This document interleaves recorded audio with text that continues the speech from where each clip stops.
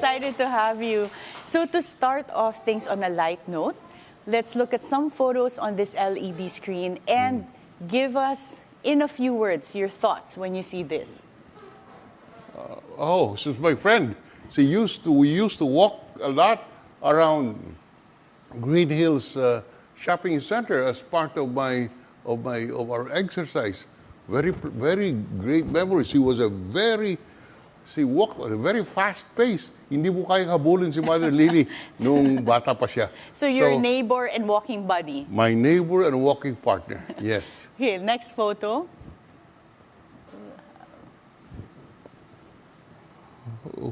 This is Vilma Santos now. It's Maricel Soriano, and the movie is Tunay na Mahal. Okay.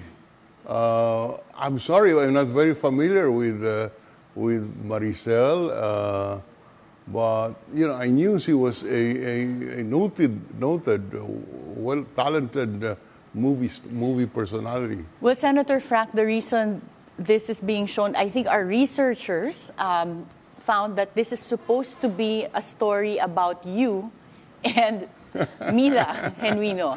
Okay, yes. Produced by Mother Lily, who's your friend. Yes, okay. Yes. So, Mila's family was a close family friend until our spouses departed earlier than last, and therefore we got together later on as husband and wife. But indeed, I do not know it for a fact, but people are telling me that in her deathbed, Violi told Mila, if Frank wants to get married, you better marry him. Oh, so, wow. ipinagbilin ako. That's what they tell me were among my Violi's last words. And so, I'm happily married to Mila since 1996, or the last 27 years. We enjoy our family, our combined family together. Every Sunday, we would have lunch in the house, and that's what occupies most of my time today. The family which I was deprived of in the 34 years that I was in public service. Okay. And now this I'm enjoying movie is about you and Mila. Oh, I didn't know that. Yeah. Okay. We'll have to ask and perhaps watch this. Yes, please.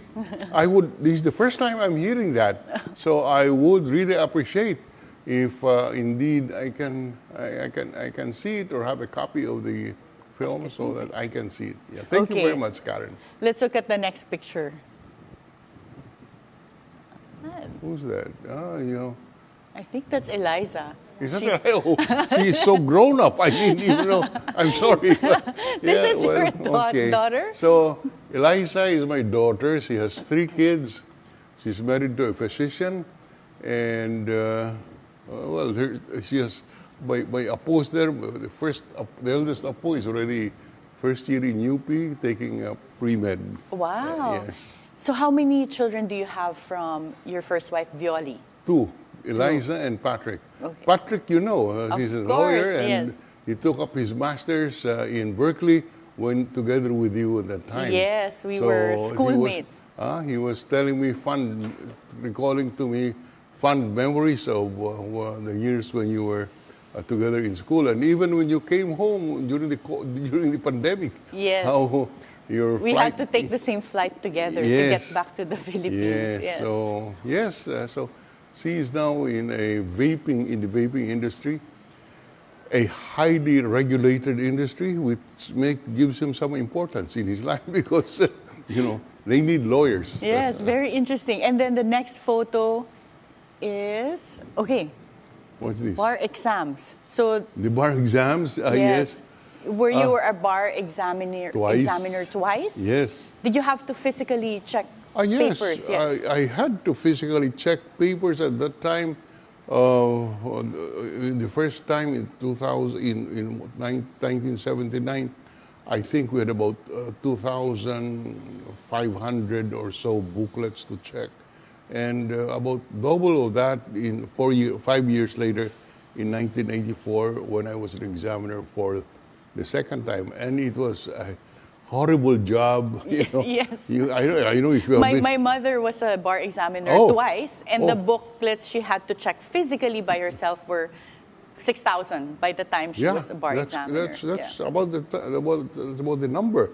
And the deputy clerk of court and bar confidant would bring you sacks of notebooks regularly, and it was a burden, but you have to do it. So it was an experience, and indeed, I was happy to have done it in my life. I can always look back to those difficult times when you have to correct it physically by yourself. So again, What was your specialization as a bar I was examiner? the labor law examiner twice. You know, it is something that you can be proud of as part of your curriculum vitae, and I'm proud to have done that. Do you remember the most difficult question you asked? No, I don't. You know why? Because the chairman would ask you to submit about 100 questions, from which they will choose about 10. Yeah. So you wouldn't recall anymore the questions that I raised. But very basic, very simple questions which would test the knowledge of the examinee in the field that you are given exam Yes. on. Do you think that there's something lost between the way we examine the applicants for the bar? Like now they say it's computerized. I personally haven't tried that. But do you think the old system of writing and physically writing essay questions is the better method? I cannot say that because I haven't tried the second one. Yeah, same here. So Yeah. I cannot make comparisons. But for all the criticisms of the bar exam, I think is the only gauge that I know of which would at least partially test the ability of a person, of a law graduate, to enter the profession. Basically, that's how I view it. Of course, there are views to the contrary, and I agree that it should not be the be-all and end-all of your professional life as a lawyer. But unfortunately, there are no other measurement at this as we talk. And let's look at the next picture. Or this is former Iloilo City Mayor Jed Mabilog. Yes. So yes, he is my second cousin, and he left about 7 years ago. He left the country for a political asylum, and now he's back. I do not know his plans. I haven't talked to him. The last time I talked to him was before he left for Japan and ultimately the United States. So I haven't physically seen him nor talked to him for the last 7 or 8 years, including the time that he came back. I did not know of, I had no knowledge of what he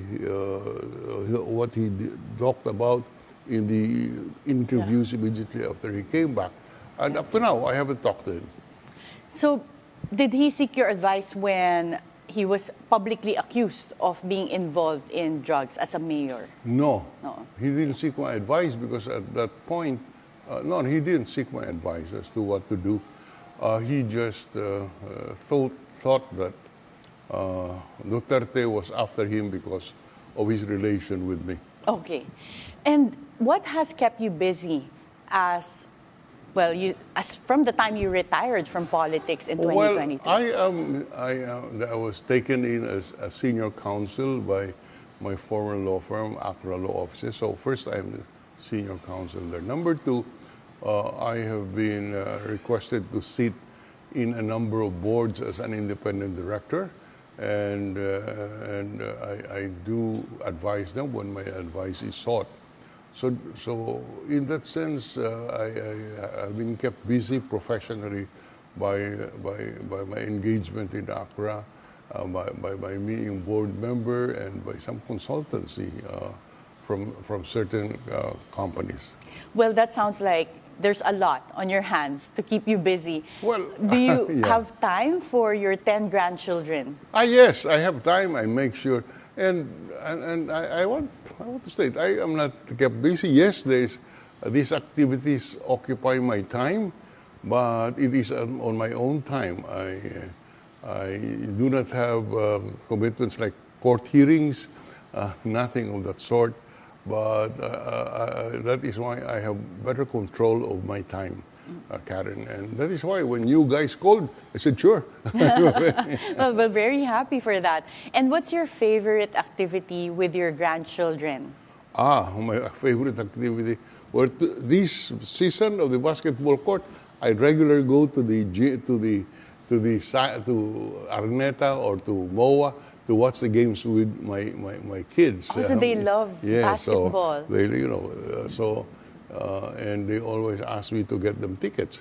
So that's. But basically, I am kept busy.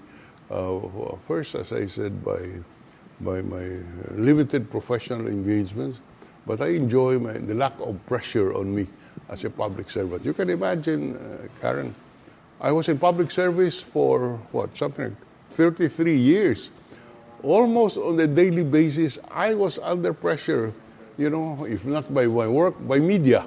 Yes. You cannot blame me if I take time to relax, no pressure, and I just spend my time doing advisory work, consultancy work on a very limited basis. But back then, when you finished your term as senator, why did you not seek a local position in Iloilo City? They were offering me to split the congressional district, and I occupy one congressional seat. But Karen, after being in public service for 3 decades. 3 decades, I thought I'm entitled to some time of my own, and I asked myself, what else do I have to do?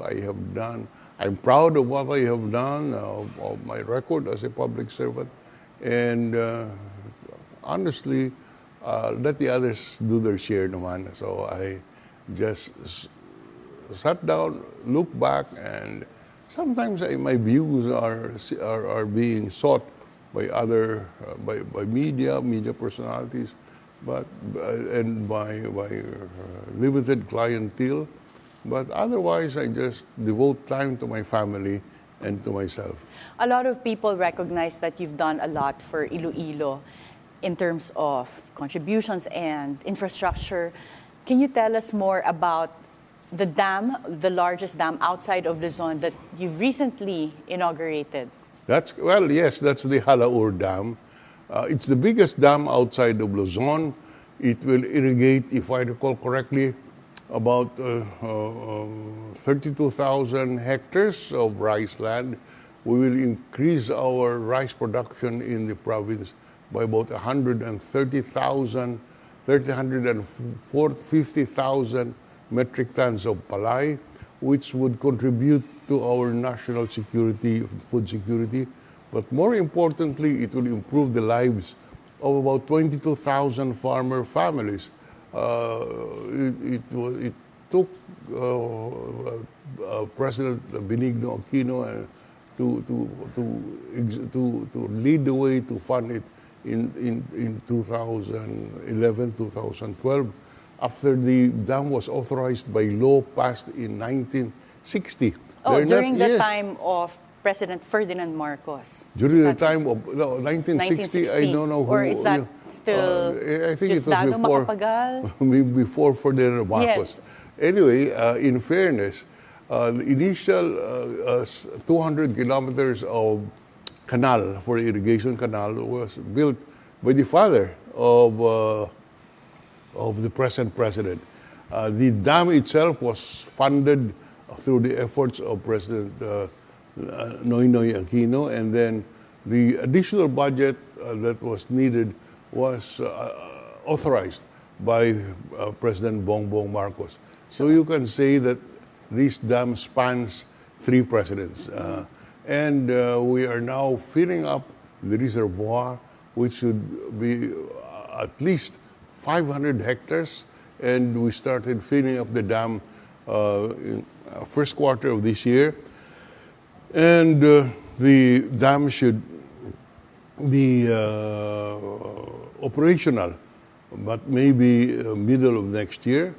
So it will improve the lives and put money in the pockets of our poor Ilonggo families, farmer families.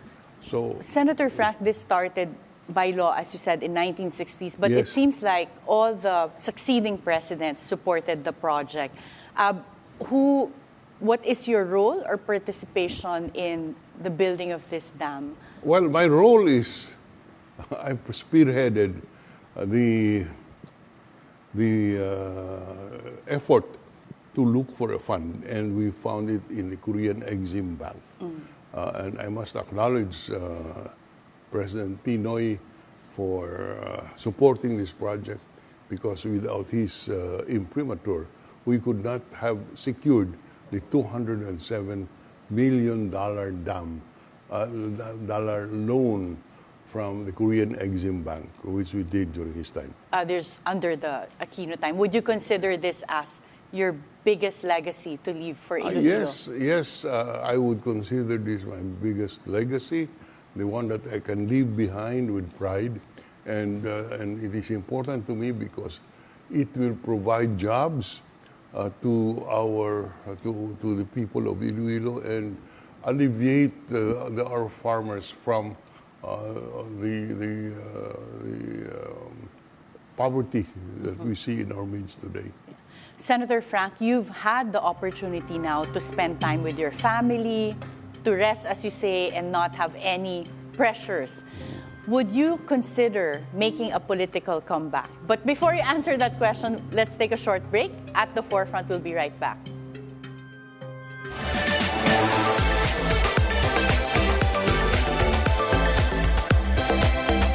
OpenAI has launched a new series of bots built to answer really tough questions. The AI models are designed to spend more time processing problems before spitting out an answer. First reported by Reuters, the new products are capable of reasoning through complex tasks. OpenAI says that makes them better able to solve challenging problems in science, coding and math. Known within the firm as Strawberry, they've officially been branded as O1 and O1 Mini. The O1 version will be available in ChatGPT from Thursday. In a blog post, the firm said the new model scored 83% on the qualifying exam for the International Mathematics Olympiad. That compares with just 13% for a previous model. The new bot also exceeded human PhD level accuracy on some scientific tests. An OpenAI researcher said the system was built on so-called chain of thought reasoning, which breaks complex problems down into small steps. The models have refined their abilities through training and learning from their mistakes.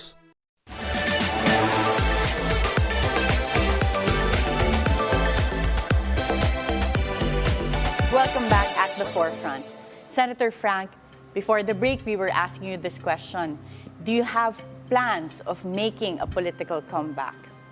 I have none, to be candid about it.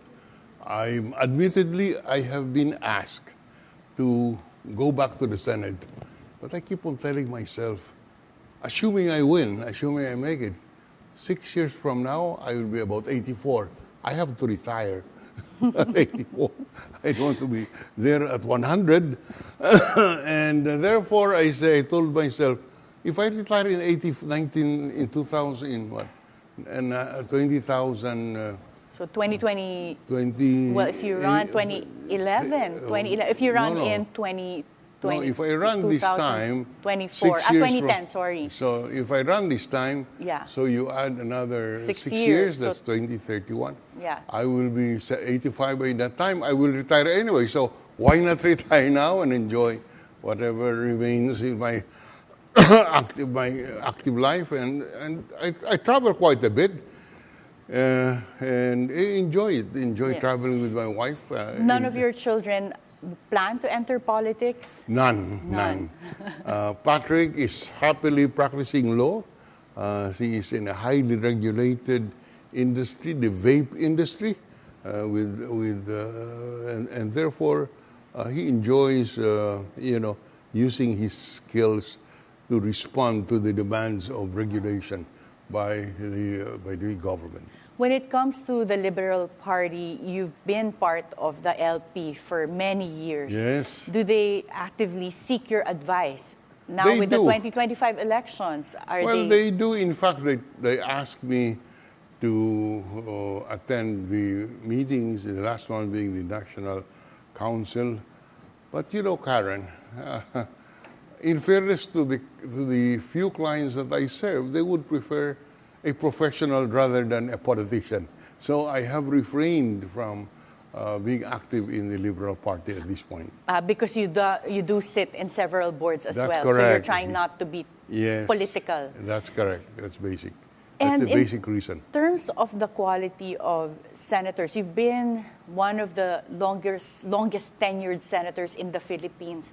What can you say about the quality of the senators that we have right now in the current Senate? Well, can you ask me another question?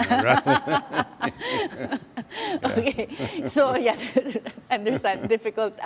And if, for example, in the 2025 elections, there are currently 3 LP candidates, but should they have guest candidates, would you endorse any senatorial candidate that Yes. does not share the same views For or my principles limited, as LPs? Karen, thank you for that question because that gives me an opportunity to express my views on the political parties in the country today. Today our political party system is all shot. It's all based on individual preferences, no party preferences. It is in that sense that, yes, I will endorse candidates who I believe has the competence and the integrity and the background to serve our country, to be policymakers in Congress, regardless of their political affiliation. Because as I said, our political party system today is all shut. The party in power, so-called, is what the president says is the political party. I can say this. For example, have you heard of the Partido Federal of the Philippines before President Marcos chose it as the party that he will utilize when he run for president? None. Yeah. So, and during the time of Pinoy, the Liberal Party was the party in power. After his term, we could all again fit in a Volkswagen, the joke goes. So that only shows that we have a lot to learn in order to improve our political party system. That is why people are complaining about the quality of the elected officials. But to me, that's basically the result of the lack of a political party system wherein the candidates presented to the public are filtered through conventions, through committees.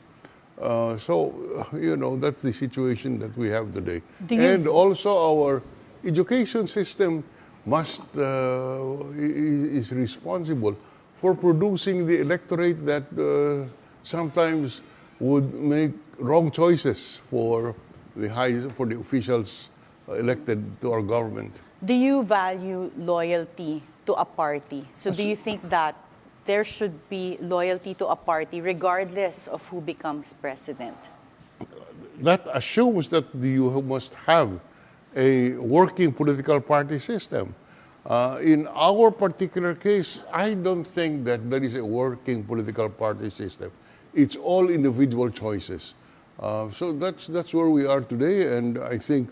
Should we just do away with the political party system? Right now, we're there is not like none. the U.S., where you really have Democrats, Republicans. What here. we should do is to enact policies and laws which would bring back a two-party system under a presidential system of government.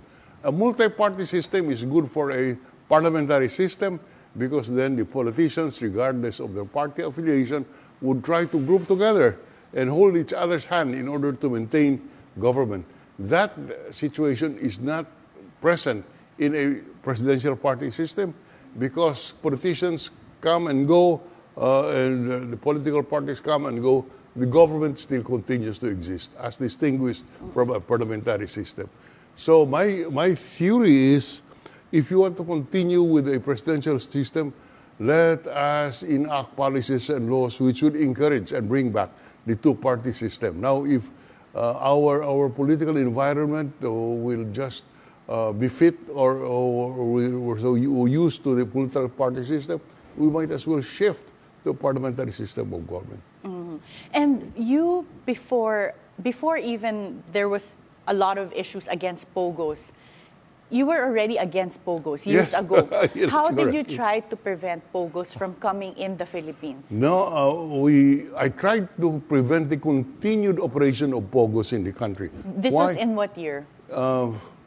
During the pandemic, when we 2020. crafted the Emergency Powers Act, the records will show I inserted a provision there which would have taxed POGOs out of existence, because upon the advice of the former BIR commissioner, I inserted a phrase where the taxes would be very high, and I inserted it there because then the president would have had no choice, because an Emergency Powers Act was not subject to a line item veto. So when Duterte signed the Emergency Powers Act, ang kasama doon is a very high tax rate on the POGOs, which would have taxed them out of existence. But back but then, the Supreme Court yes, declared it unconstitutional. Yes, actually, as a lawyer, I would also wonder if that would be considered like a rider or something that's yes, unconstitutional. Karen. But I was proceeding on the theory that this is an Emergency Powers Act, and therefore the one subject, one title could be not relaxed apply. because it is an emergency, and there is jurisprudence which would sustain the theory. But back then, why would you already want the POGOs to exit the Philippines? Were you seeing indications of illegitimate activity? Yes, we were already receiving reports. I was already receiving reports as a senator of how they behave, of the transgressions of the law that they see, including, everything that's in the books. I hear that they were doing it. But since I was in the opposition at that time, I could not have influenced the party in power or President Duterte to remove the POGOs, notwithstanding the very strong representation of President Xi Jinping of China. And yet we maintained the POGO here. So I thought of another way. I said, I will see if I can tax them out of existence. I did not succeed because the Supreme Court said it violated the one title, one subject matter principle. And right now we have the Quadcom hearings and Tricom hearings. Do you think it's overkill to have all of these No, hearings? I think it's not an overkill because for years POGOs in the past administration enjoyed the protection of a legitimate business. But look, you see, remember the name Michael Young. Michael Young was a principal actor and led the corrupt group in the pharmacy scandal. Now his elder brother is again coming out in media in the investigation as a leader or as a promoter of the POGO business. And yet he was the economic advisor. Can you imagine what kind of system we had? And right now, in one of the Quadcom hearings, former Iloilo City Mayor Jed Mabilog mentioned that you and Mar Rojas were being implicated or sought to be implicated in drugs. Yes. What is your comment on that? I don't know anything about that.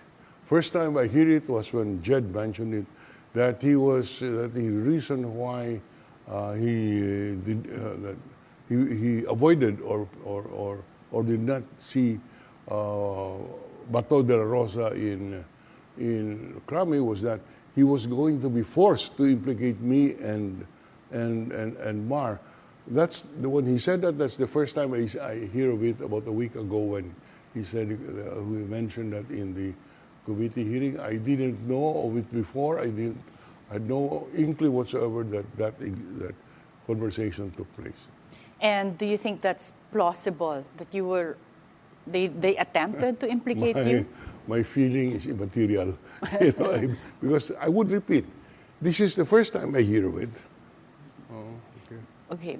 And where do you see this as going? Do you think that there can really be more legislation that could prevent the same pattern of, I guess, like what happened with POGOs? Yes, I think because it's we do have a lot of laws already. It's a good process. It's a cleansing process. If it will not produce any kind of legislation, the fact is the anomalies in the past, all these things are being exposed, and hopefully this is a deterrent to any person, another Michael Young, coming up as an economic advisor and leading all of these shenanigans and illegal activities. And Senator Frank, I just want to pick your brain. One of the ambiguities, or at least gray areas still, when it comes to the Constitution and the powers of the Senate is the ability to order an arrest and then really hold them in custody. So that applies for both Senate and Congress. Do you agree that that power should exist, the ability to imprison or hold people in custody? Well, firstly, let me clarify that you hold a person in custody not because of a penalty, but as a means by which the legislator can compel testimony from the resource persons.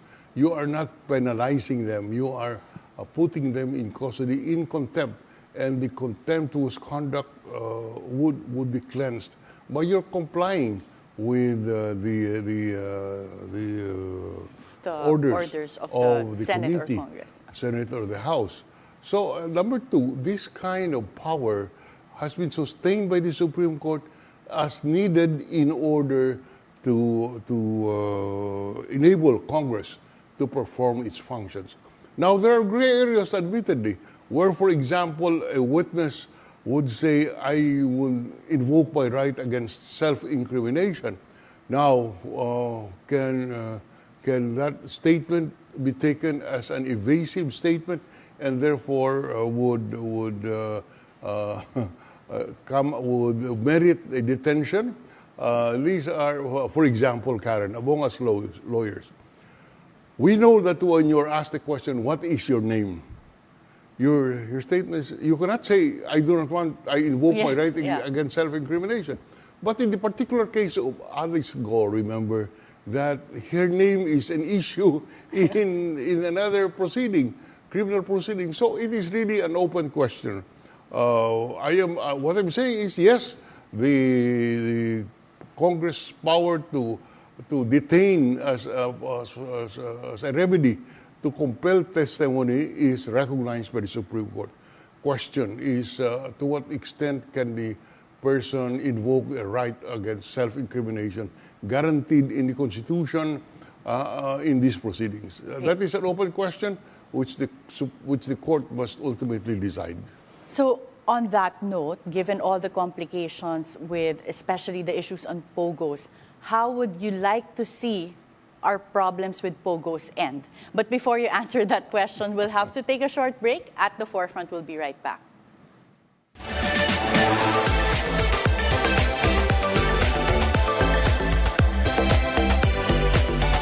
This is The Scorecard, where you score the latest news and in-depth views. I'm Anton Rojas, and this is tonight's Roundup. On The Scorecard tonight, feel like you're somebody who has that desire. Tell us about your experience. Get ready for a thrilling clash, thrilling hostilities, and keep your eyes on the prize. Sports is our business, and business is our sport. This has been The Scorecard. 10 p.m. on BNC, the Billionario News Channel. It has no authorization. We hope and pray that it will not. Thanks for having me here. An orchestrated By myself, basically. We always say that.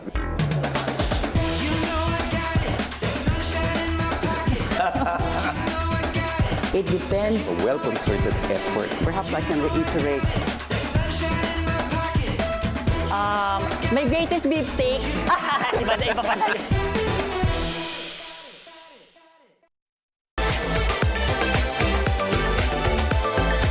Welcome back at the forefront. Senator Frank, before the break, we were asking you the question, how would you like to see our problems with POGOs end? End the POGOs. End the POGOs, and, you know, they are not doing us any good. My goodness gracious. And here, you can see with this investigation, even if no legislation is crafted out of all of this, you see the exposition of the elements and the adverse elements of POGO operation on our society in general. They should go, period.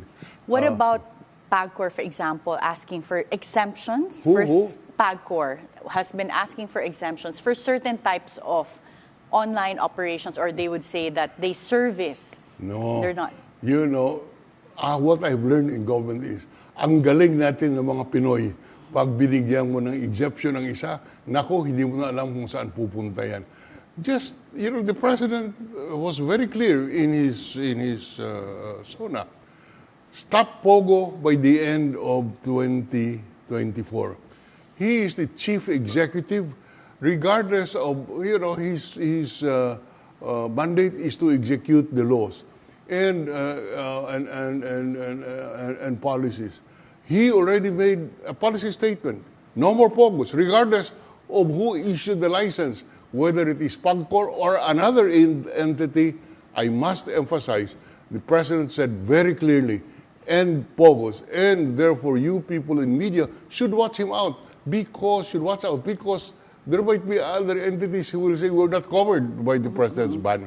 That will be the day that I will be totally disappointed, because the President has spoken, has defined the policy, and the policy is within the executive branch to execute.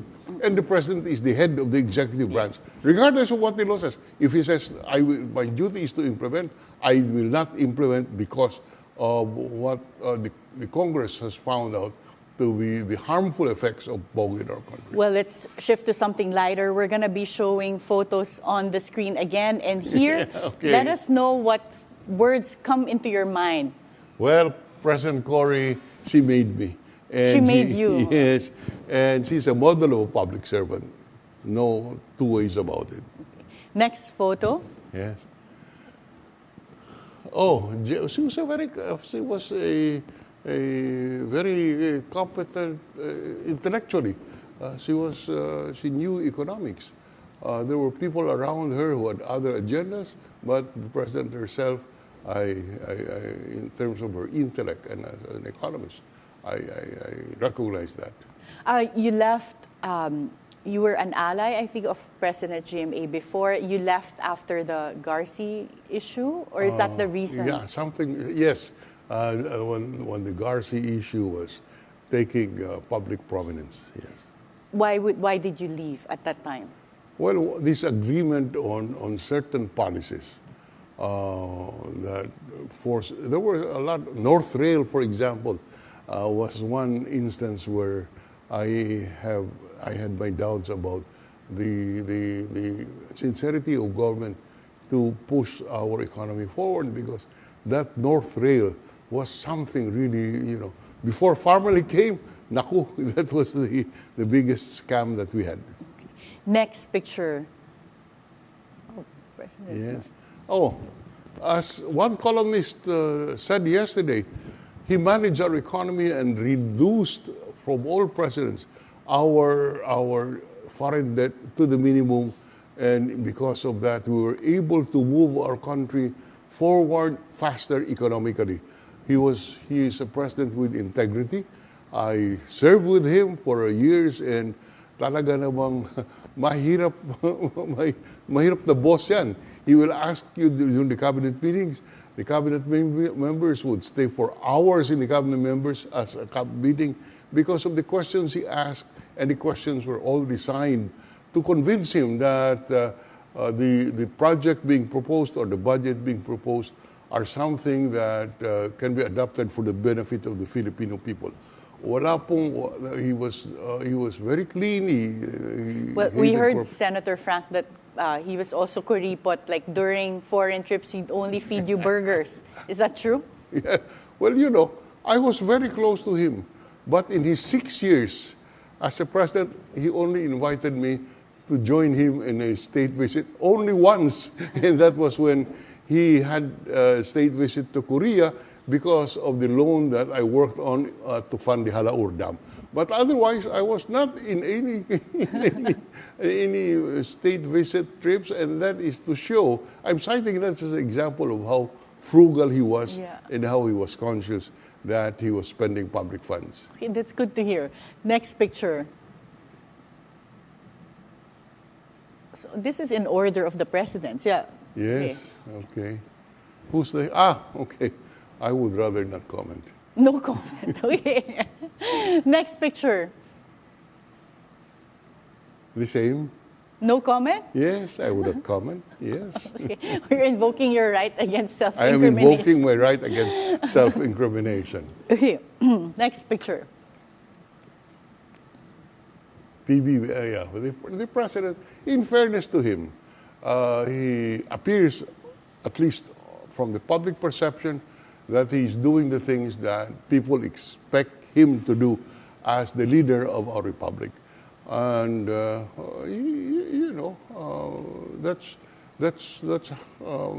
he has improved the image of the country. The position he has taken on the West Philippine Sea, protecting our sovereignty, is something that the people support. So as I said, he's doing the things which people expect of a president to do. Next picture. Oh, okay, Cheese. Cheese is a friend. And yes, he is eminently qualified to become Senate President. He's a lawyer. He has served the local government for a few years, and he has been a legislator for some time. He is qualified to be Senate President, and I do hope that my former colleagues would see the merit in providing some stability to the Senate. He has been Senate President only since May, if I recall correctly, and yet I hear of rumors and news media reports saying that they're trying to change him. My goodness gracious, but that's their business, not mine anymore. Mm-hmm.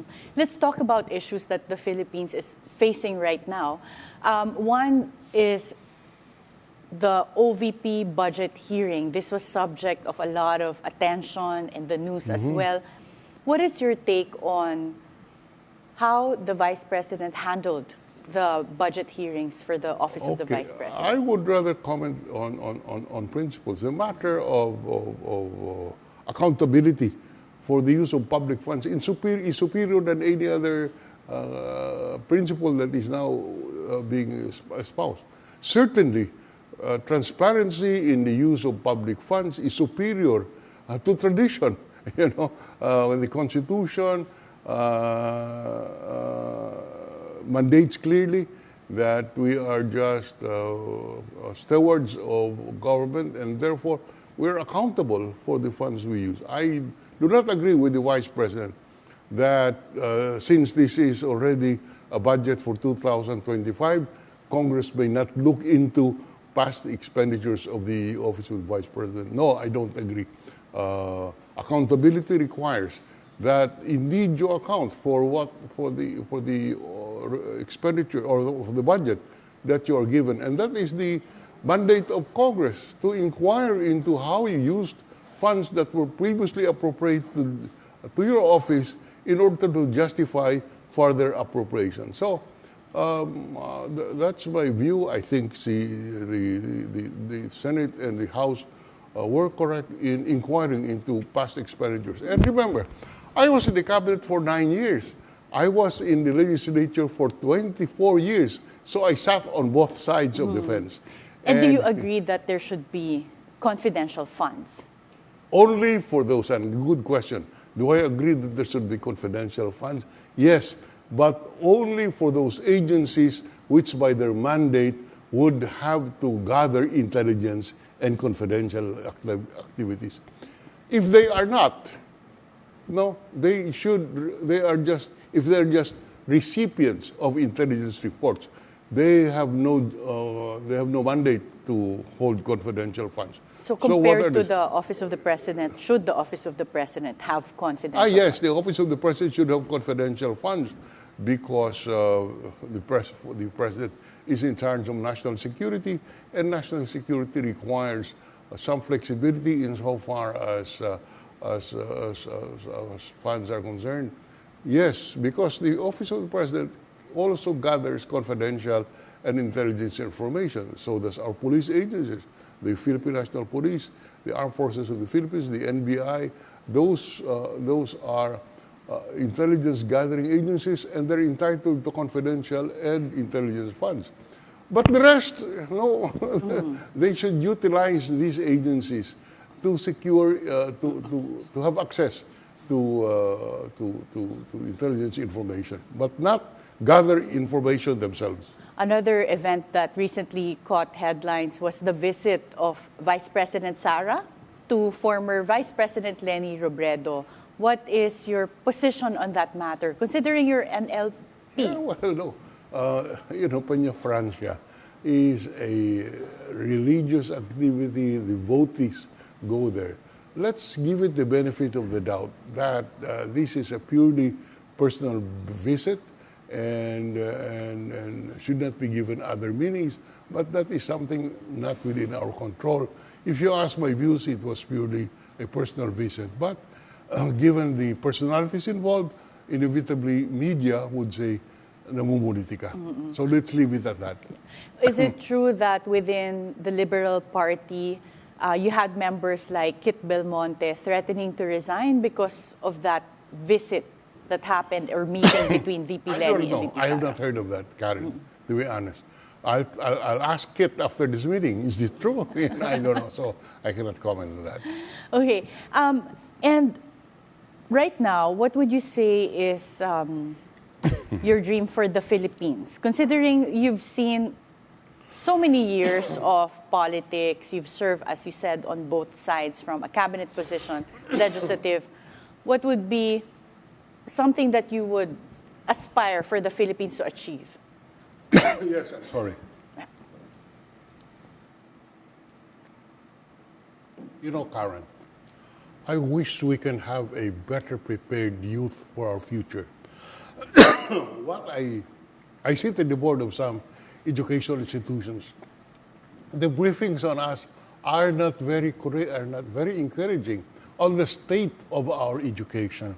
And because of the state of our education, the leadership we elect is something that is, the quality of the leadership we elect is something that can be traced to the defect, to our shortcomings in our education system. And unfortunately, I have full confidence in Secretary Sani Angara. I know him well.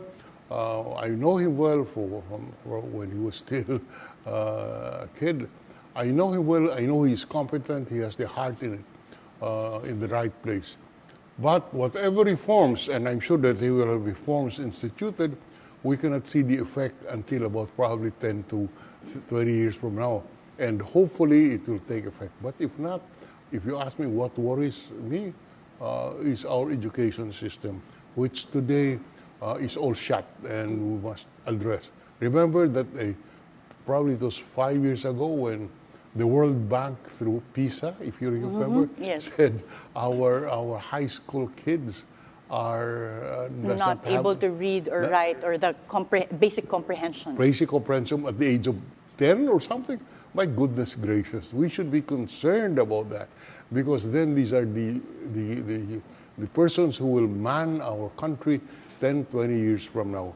And if at grade 10 they could no longer, they could still not comprehend basic techniques, then we should be very, very, very worried.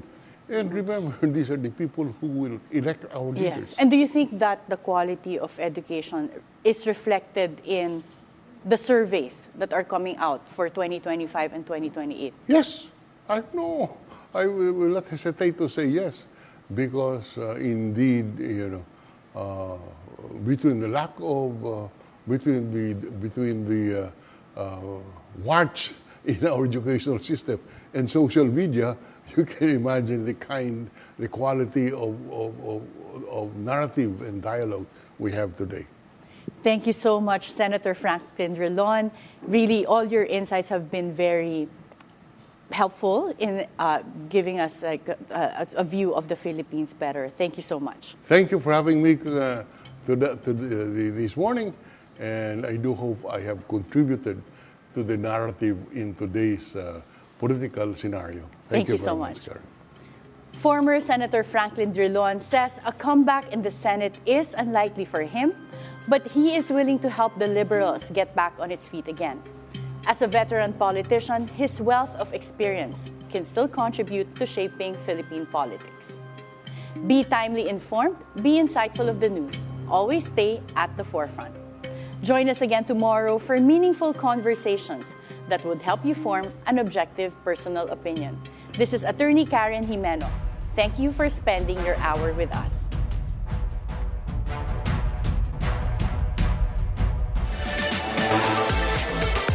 Simulan na natin ang agenda. Gumulong na ang plenary debate sa national budget para sa 2025. Mas malamig na aircon at mas malakas na Wi-Fi. Mga pangako ng SMC-led consortium sa operasyon at maintenance ng NAIA. Maghapon pa rin bang malakas ang ulan dyan sa Dagupan? Bandang alas 2 ng hapon, bumuhos na nga ang malakas na ulan. Ito ay nagdulot ng pagbaha. Sa bawat issue may anggulo at ang balita may agenda.